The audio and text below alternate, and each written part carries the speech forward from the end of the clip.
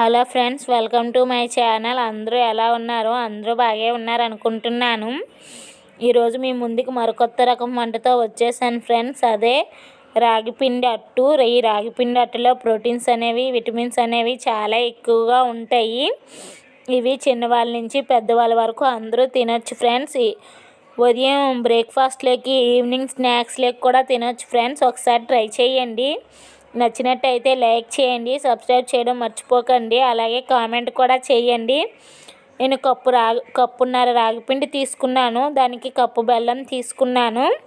అంటే తీపి రాగిపిండి అట్టు వేస్తున్నాను. చప్పటిదంటే పిల్లలు ఇష్టపడి తినరు కాబట్టి కొంచెం ఉప్పు వేసుకొని వాటర్ అనేది చూసుకొని వేసుకోవాలి ఫ్రెండ్స్. అందులో బెల్లం ఉన్నది కాబట్టి ఆల్రెడీ అలా కలిపిన దాన్ని పక్కన పావుగంట పెట్టాలి. పెట్టిన తర్వాత ఇది కళాయిలో కానీ, రేకులో కానీ ఎందులోనే వేసుకోవచ్చు, మన ఇష్టమే. నేను రేకు మీద వేసుకున్నాను. సిమ్లో పెట్టే కుక్ చేసుకోవాలి ఫ్రెండ్స్. ఇలా సిమ్లో పెట్టడం వల్ల లోనది అనేది బాగా కుక్ అవుతుంది. ఇది ఊరగాయతో తింటే ఇంకా టేస్టీగా ఉంటుంది. ఒకసారి ట్రై చేయండి. నచ్చినట్టయితే లైక్ చేయండి, సబ్స్క్రైబ్ చేయడం మర్చిపోకండి. Bye, see you.